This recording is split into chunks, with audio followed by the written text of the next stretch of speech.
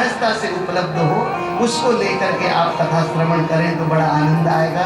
ये तो विषय महात्म्य में है, सप्ताह विधान का वर्णन है, परिक्रमा लगाने की परंपरा है, एक आसन पे बैठ करके सुनने का भी महत्व है। कई लोग एक पत्नी ने कहा तेरे को पड़ोसी ही दिखता है, चल आपने तो बच्चों को दे दी, वो तो खाली।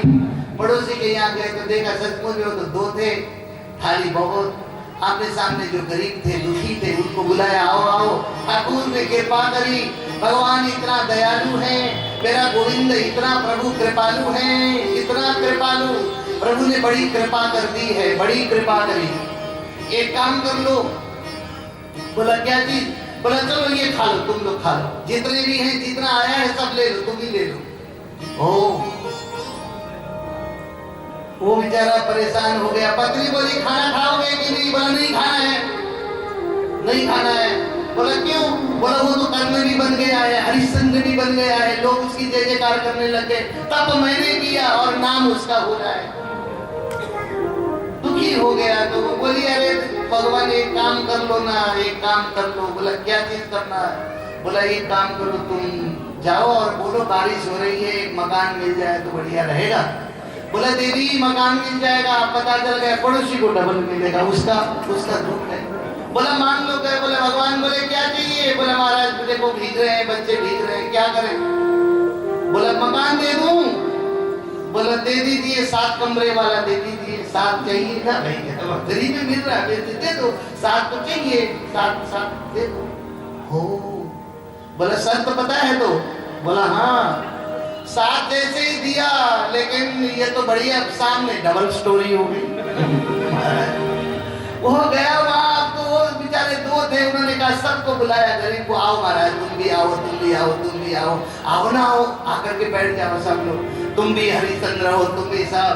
अब तो वो आग बबूला हो गया। पत्नी बोली आओ क्यों भीग रहे हो? बोला वो हरिश्चंद्र बन गया, मैंने शिकायत रह गया, तब मैंने करी। अब गया मैं तो उसने सोचा अब इसको मैं दिखाऊंगा। भगवान बोले अब क्या चाहिए भगत? बोला गुस्से में बोला महाराज मेरी एक आंख फूट जाए। अपनी बात खुद बोले महाराज मेरी एक आंख फूटे। उसको पता है डबल होनी है, सामने तो डबल फूटनी है, उसका डबल दोनों फूट जाएगा। मैं एक से काम चला लूंगा, लेकिन इसको मैं दिखाऊंगा सामने। बोला महाराज मेरी एक आंख फूट जाए। इतने में क्या हुआ, उसके तो दोनों फूट गई और संत जो था यानी अंदर ध्यान हो गए। भगवान 2 तरीके से समझ लीजिए, भगवान अंदर ध्यान हुए तो आकाशवाणी हो गई, धिक्कार है तुझको, मैंने तुम्हें जो शरीर मनुष्य शरीर दिया है उस सबको सुखी करने के लिए दिया है, दुखी करने के लिए नहीं दिया। हर गति तूने यहाँ पे भाई, अरे तुम्हें मिल रहा था, अगर तुम्हारे माध्यम से दूसरे को मिलता है तो मिलने दे, तेरा क्या दुखा है भाई? मनुष्य शरीर ऐसा है, ये शरीर विश्व को सुख शांति देने के लिए मिला हुआ है, भगवत चिंतन करने के लिए मिला हुआ है, जो मैंने कल भी गाया था आपको। पूज्य गोस्वामी जी बहुत सुंदर वर्णन करते हैं कि बड़े भाग मानुष तनु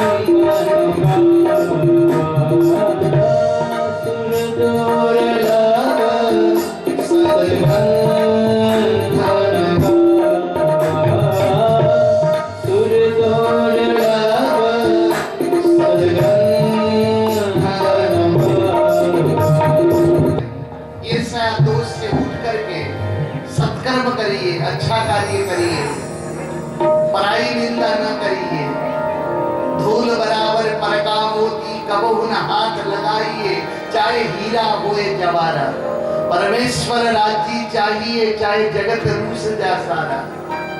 संतों ने बहुत सुंदर गाया है। दुर्योधन ईर्ष्या का प्रतीक है। दुर्योधन जैसे ही जाकर के देखता है महाराज, जल में थल थल में जल गोविंद की कृति है ये सब। एक जगह ऐसे लगा कि इसमें पानी है लेकिन रेत है। जहाँ पानी जैसा लगता था वहाँ रेत, जहाँ रेत जैसा लगता था वहाँ पानी का एक तालाब जैसा था। उसी के अंदर में चला गया। द्रौपदी ऊपर में थी। द्रौपदी सावधान कराते हैं यहाँ सुनीति जी महाराज। द्रौपदी मुस्कुराई, केवल मुस्कुराई नहीं, कटु वाक्य बोल दी, अंधों की संतान अंधी होती है। यहाँ क्या बोल दी द्रौपदी ने? कहा अंधों की संतान अंधी होती है। पता है महाराज, बस उसी के कारण महाभारत का युद्ध हुआ है। तो मैं आप सभी से प्रार्थना करना चाहूंगा, पहले तौलो उसके बाद में बोलो। बाद में उसने तो हद ही कर दी।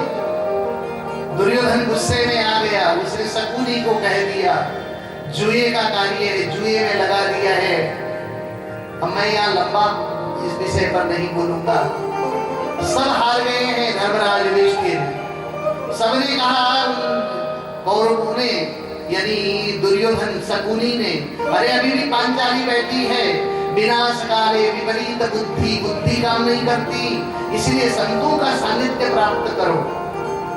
क्या हुआ कि बस उसने वो भी जुआ में लगा दिया। अब हारना ही था, ये तो छल का था महाराज। जैसे ही जुआ में हारे,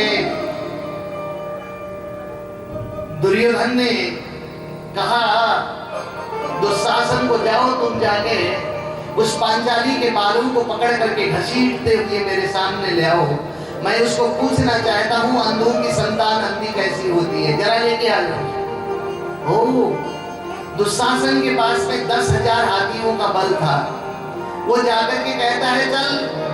द्रौपदी ने कहा नहीं, मैं वहां जा नहीं सकती, वहां कृपाचार्य है, द्रोणाचार्य है, विश्व पितामह है, मुझे नहीं जाना है। वो बालों को पकड़ता है और खींचने लगता है। उसी समय द्रौपदी ने कहा धिक्कार है तुझको, इन बालों को जो कोई स्पर्श नहीं कर सकता है, लेकिन तुमने मेरे बालों को मेरे ना कहते हुए मना करने पर भी पकड़ा और घसीट लिया है। मैं तुझे प्रतिज्ञा करती हूँ कि जिस दिन तेरे खूनों से, तेरे खून से मैं अपने बालों को धो डालूं, उसी दिन मेरी प्रतिज्ञा पूरी होगी और मैं केस को बांध दूंगी। आप विचार करके देखिए ऐसा कैसे हो सकता है। प्रतिज्ञा बढ़ते गए, वो घसीटता हुआ ले गया। द्रोणाचार्य है वहां, कृपाचार्य है, विश्व पितामह है, 5 पांडव हैं, सबके सामने हाथ जोड़ रही है, लेकिन सब हाथ सर नीचे करके बैठे हैं, कोई सामने नहीं दिखाई पड़ा। उस समय उसने जो पुकारा है द्रौपदी ने, बिन काज आज महाराज लाज गई मोरी, दुख हरो द्वारका नाथ शरण में तोरी। इसमें मेरी क्या कसूर है महाराज? पति ने जुआ खेला है और मुझको कष्ट भोगना पड़ रहा है। बिन काज आज महाराज लाज गई मोरी, दुख हरो द्वारका नाथ शरण में तोरी। दुर्योधन ने कहा इसको नग्न करो, साड़ी को पकड़ा और खींचने की तैयारी करने लगा। सब नीचे कर रहे हैं। कृपाचार्य को देखा, दादा को कहा कि अजी देखिए दादाजी ये लोग क्या कर रहे हैं। कुछ जब नहीं हुआ तो उसने अंतिम में बस द्रौपदी हाथ जोड़ती है और केशव यानी गोविंद की स्तुति करती है। बहुत सुंदर स्तुति है। एक बार प्रेम से, भाव से और भक्ति से बोलो। पहले मैं बोलता हूँ, पीछे बोलना। देखिएगा ऐसी स्थिति में गोविंद का स्मरण। आप चित्रण देखिए, एक कसाई जो साड़ी पकड़ के खींचने वाला है, जिसके हाथ में 10,000 हाथियों का बल हो, वो अबला सामने है अकेली, और वो भगवान से कहती है, कितना आर्त होकर के, कैसी पुकार है ये अद्भुत। इसलिए ईश्वर एक क्षण दूर नहीं है, तू आपे न्यारी होत है। हमारे गुरु महाराज ने अपने वाणी में एक सूत्र दिया है, तू आपे न्यारी होत है, पीऊ नहीं तुझसे दूर। परमात्मा आपसे दूर नहीं है। पर्दा तू ही करता है तो अंदर आड़े दूर, अंदर परमात्मा विराजमान है। हमने पर्दे तो खुद लगवाए हैं, इसको हटाओ। ये पर्दा कब हटेगा? जब संत महात्माओं का सानिध्य प्राप्त होता है तो अपने आप मोह का पर्दा भी हट जाएगा। ज्ञान का पर्दा यानी गुरु ज्ञान जब प्राप्त होता है, संतों का सत्संग प्राप्त होता है, तो ये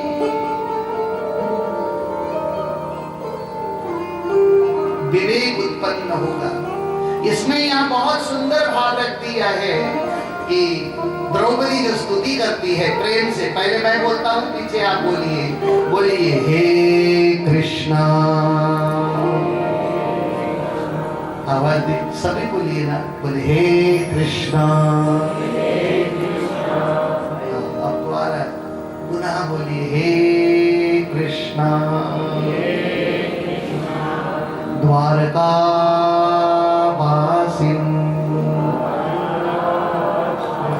क्वासी यादव नंदन, क्वासी यादव नंदन, आपत भी परिभूतम, आपत भी परिभूतम, त्रायस्वासु जनार्दन, त्रायस्वासु जनार्दन। हे कृष्ण द्वारका वासिन, वासी यादव नंदन, आपत भी परिभूतम माम त्रायस्वासु जनार्दन। महाराज हे प्रभु, मुझे पता है, मुझे इसका गम नहीं है कि बदल गया जमाना, मेरे जिंदगी के मालिक कहीं तो बदल न जाना। याद रखना कि मेरी अस्मिता लुटी जाएगी, मैं समाप्त हो जाऊंगा, हो जाऊंगी, इसका मुझे गम नहीं है। मुझे गम इसका है, मुझे डर इस चीज का है कहीं तुम्हारा नाम बदनाम न हो जाए महाराज। इसीलिए हे कृष्णा, क्या करुणा है मित्रों, क्या करुणा है। ऐसी स्थिति में भी द्रौपदी कह रही हो कि आपका नाम बदनाम न हो जाए, क्योंकि उत्तम श्लोक जलपई नाम है आपका। आपका नाम कैसा है महाराज? मधुराधिपते रखिलम मधुरम। कहीं आपका नाम बदनाम न हो जाए प्रभु, इसका हमें बहुत डर है। इसलिए मुझे इसका गम नहीं है कि बदल गया जमाना, मेरी जिंदगी के मालिक कहीं तुम बदल न जाना। बहुत ही सुंदर सूत्र दिया, हे कृष्ण द्वारका वासी, वासी यादव नंदन, आपत भी परिभूतम मां त्रायस्वासु जनार्दन। जैसे ही इतना कहा तो वहां साड़ियां बढ़ने लग गई महाराज, हरि बोल। जैसे ही उसने दुशासन ने एक झटका, एक बार पकड़ा, एक झटका ले लेता था तो 56 गज साड़ी आती थी। आप विचार करो, साड़ी तो 5 ही मीटर की होती होगी, लेकिन एक बार में वो 56 गज निकलती थी। ऐसे करते हुए वो मूर्छित हो गया, लेकिन साड़ी बढ़ती गई। इसीलिए यहाँ कहते नारी बीच साड़ी है कि, साड़ी बीच नारी है कि, नारी ही की साड़ी है कि, साड़ी ही की नारी है। क्या सुंदर भाव है, पता ही नहीं चल गया, देर लग गई है साड़ी की। 5 पांडवों का वनवास होता है, इस विषय में ध्यान दीजिएगा महाराज। समय समय की बात है, लख घोड़े 10 लाख पाल की, सिर पर छत्र धरे, हरिश्चंद्र से दानी राजा भंगी का नीर भरे, धर्म गति तारी नाहि करे, देव गति तारी नाहि करे। ये वक्त वक्त की बात है, इसलिए संतुष्ट रहिए, प्रसन्न रहिए। आज है कल नहीं होगा, ईश्वर की कृपा होगी तो सब होता रहेगा। इसलिए ज्यादा चिंतित नहीं रहना है इस विषय में। 5 पांडव मित्रों, जिनकी गांडीव के सामने धरती कांप जाती थी, वैसे अर्जुन को भी स्त्री के कपड़े पहनने पड़े। वक्त ने ऐसा पहना दिया। भीम के नाम से सारे देवता थरथरा जाते थे, उसको भी रसोइया बनना पड़ा। इसीलिए ये सब समय कराता है महाराज। 5 पांडव बनने गए लेकिन प्रसन्न है। क्यों? क्योंकि एकता है, प्रेम है। प्रेम से विश्व को जीता जा सकता है। आंख दिखा करके नहीं होगा, विश्व को जीतना है तो प्रेम से। 5 पांडव साथ में हैं, क्योंकि मां साथ में है कुंती।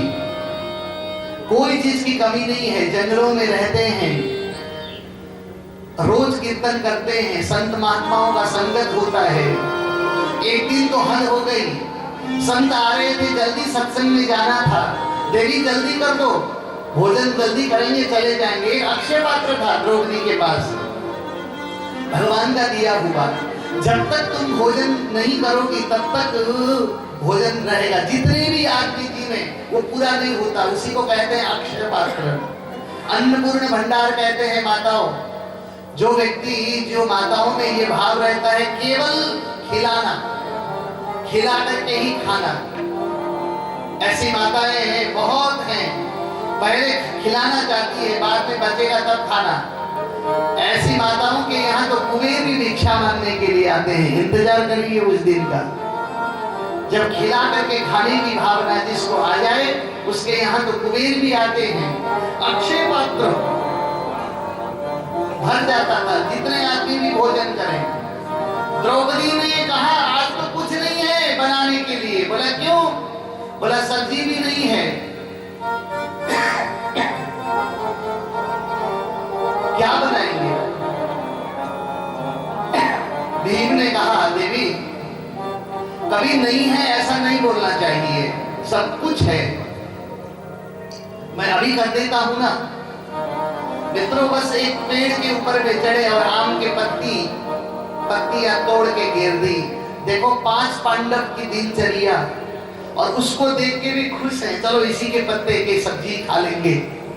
लेकिन सब्जी बनने के बाद बेचारी रोती हुई द्रौपदी ने कहा जिसको 56 भोग लगता है उसको मैं क्या दूं, आज यही पत्ते की सब्जी खा लेंगे। इतना सोची, भोग तो लग गया इतने में ही, लेकिन पहले की तरह नहीं बुलाया।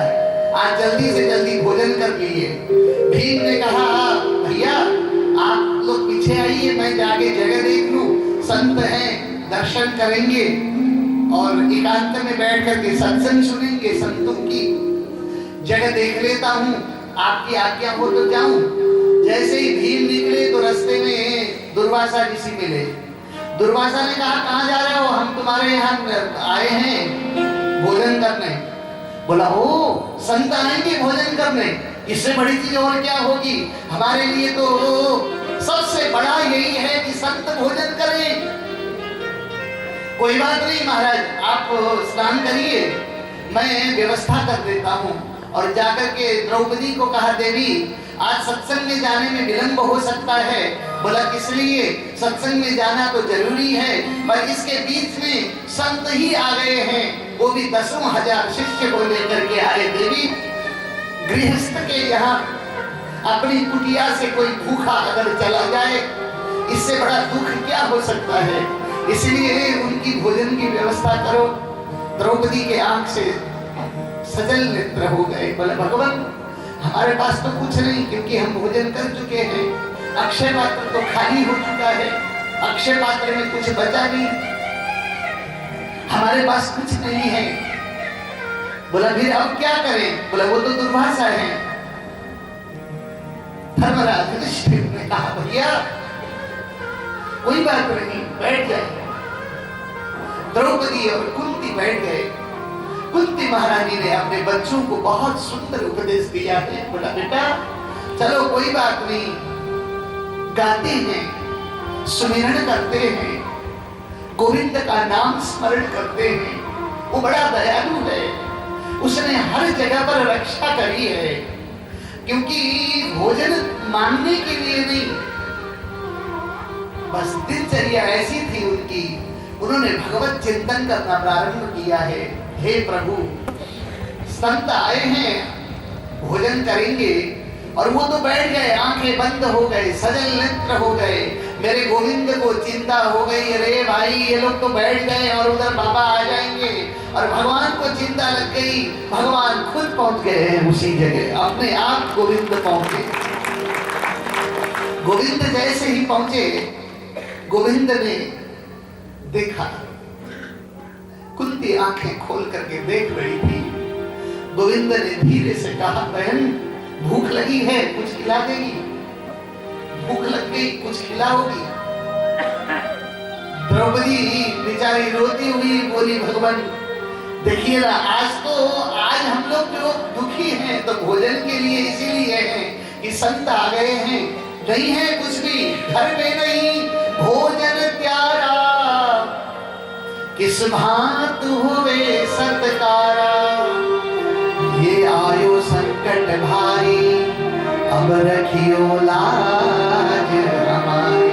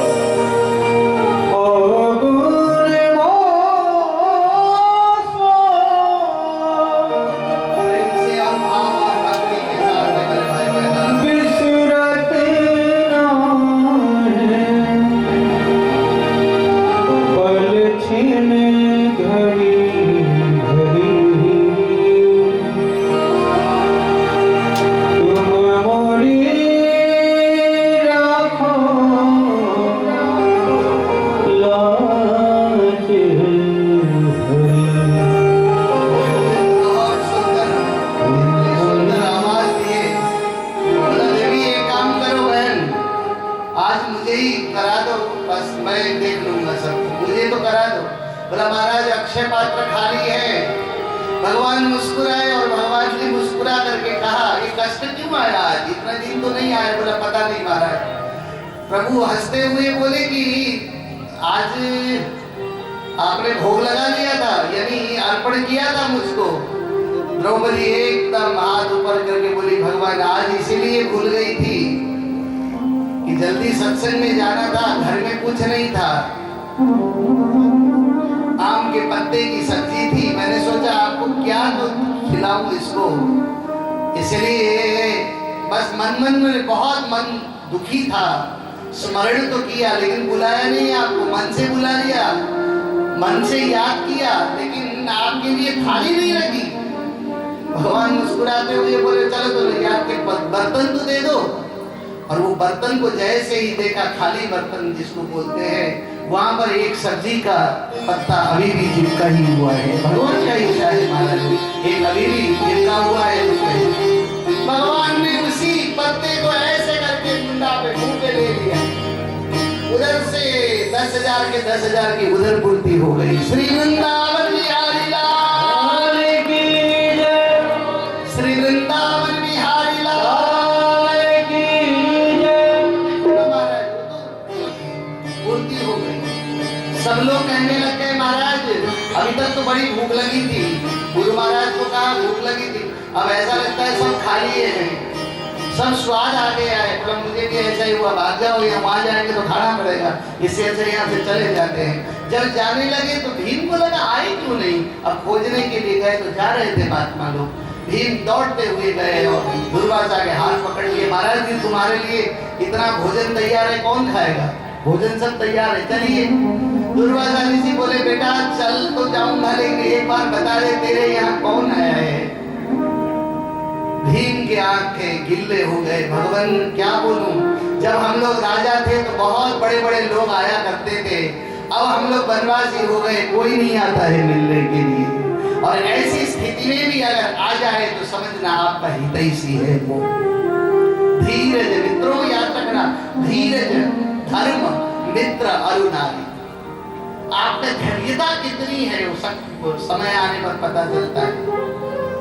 धर्म में कितने पक्के हो वक्त आने पर पता चलता है। मित्र आपको कितना साथ देते हैं वो समय आने पर पता चलता है। धीरज धर्म मित्र अरुणारी, आपत काल परखिए चारी। धर्मपत्नी भी कितना साथ देती है। कंधे से कंधे मिलाकर के पति पत्नी का संबंध कैसा है वो संकट के समय में पता चलता है। महाराज बोला, महाराज कोई नहीं आता, हमारे यहाँ तो एक ही आते हैं, दुख में भी एक है और सुख में भी एक है। हर परिस्थिति में परछाई की तरह बन करके हमारे यहाँ एक ही आते हैं। बोला वो कौन है? बोला और कोई नहीं, द्वारकाधीश है महाराज, द्वारकाधीश है। दुर्वासा भागे और भागते हुए गए, देखा द्वारकाधीश हैं, उनके पांव पकड़ लिए। दुर्वासा ऋषि ने कहा, होनी तो होके रहे, अनहोनी ना होए, और जिसको रखते साइया उसे मार सके ना कोई। क्या सुंदर भाव है मेरे भाई में। बोला महाराज बस मैं हार गया, आप जीत गए। बहुत सुंदर स्तुति करी है वहां, भगवान ने बहुत सुंदर उपदेश दिया है, बड़ा ध्यान दीजिएगा। अब भगवान की यात्रा होती है। आज के प्रकरण में एक विषय जरूर सुनाऊंगा, भक्ति का विषय है। उस विदुरानी का प्रसंग है, विदुर और विदुरानी। विदुर जी मंत्री हैं और उनकी धर्मपत्नी कैसी, जिसने 12 साल से भोजन नहीं किया है।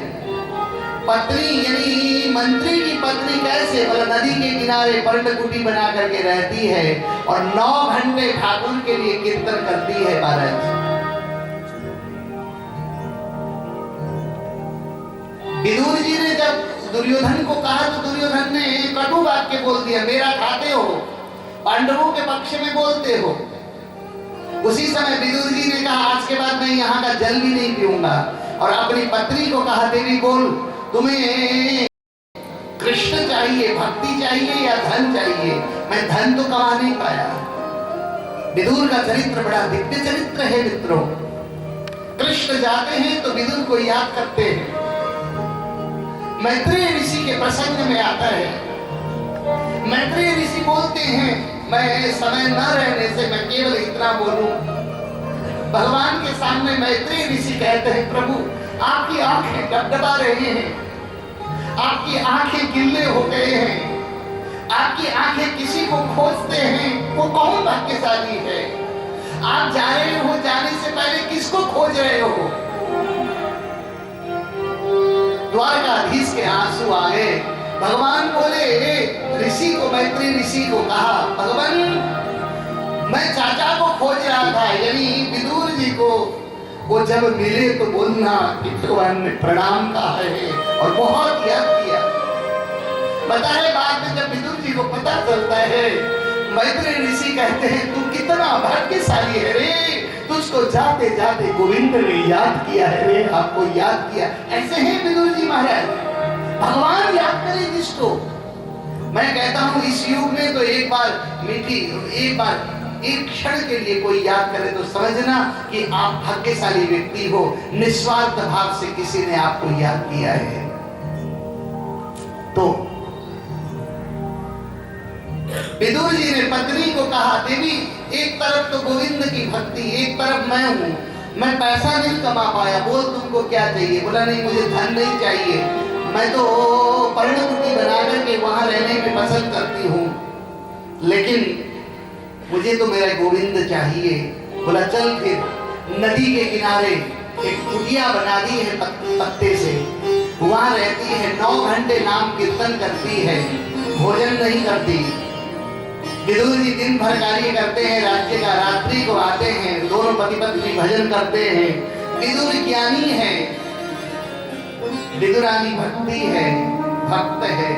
एक बात जरा ध्यान करिएगा, भगवान संधिदूत बन करके आए हैं, भगवान ने यात्रा करी है, रास्ते में विदुरानी की कुटिया पड़ती है, इंतजार में है, भगवान को लगा कि अब जाना चाहिए, वहां भगवान आ रहे हैं। ये जब पता चला तो सब आसपास के लोगों ने कहा कि चलो भगवान आ रहे हैं, दर्शन करने जाते हैं, दर्शन करने जाते हैं। विदुरानी को भी जाकर के कहा, रे देवी, जिसके लिए तू रोती है वही आ रही है, ब्रह्मचल दर्शन करते हैं। विदुरानी ने तो जवाब दिया है, जरा सुनिएगा, अगर मेरी सच्ची निष्ठा है और सच्चा प्रेम है मेरा, जिसमें निस्वार्थ भाव से मैंने गोविंद को ध्याया है, तो गोविंद खुद चल के मेरे पास आएंगे, मुझे जाने की जरूरत नहीं है। ऐसा दृढ़ विश्वास होना चाहिए महाराज। विदुरानी ऐसी भक्त थी, बोला मेरी भक्ति में कोई निश्चलता है, सहज है, बनावटी नहीं है, तो गोविंद खुद चल के आएंगे। अगर नहीं आएंगे तो कोई मलाल नहीं होगा। मैं समझूं कि मेरी भक्ति में कमी रह गई है, उस कमी को पूरी करूं तो मेरा गोविंद खुद चल करके आएगा। इसमें उसका दोष नहीं है, मेरी कमी का दोष है। यही तो विषय है महाराज। जितने भी भक्त हुए हैं, सबरी के पास गोकुराम गए हैं, विदुरानी के यहाँ प्रभु आए हैं। विदुर ज्ञानी है, ज्ञानी भी भगवान का बेटा है, लेकिन ज्ञानी को ज्ञान को भगवान के पास जाना पड़ता है, और भक्त जो होता है उसके पास भगवान चल करके आते हैं। बस फर्क ये है। भगवान को लगा मैं दर्शन करूं, विदुरानी बैठी है, कुटिया है, भगवान पहुंचे हैं, आए आए। अब वो कीर्तन का टाइम था, उसको पता नहीं चलता है, क्या सुंदर भजन, सुंदर कीर्तन प्रारंभ होता है। एक बार गाओ मेरे साथ साथ में, नाम संकीर्तन होना चाहिए कथा में, बिल्कुल विशुद्ध भाव से, प्रेम भाव से गाइए।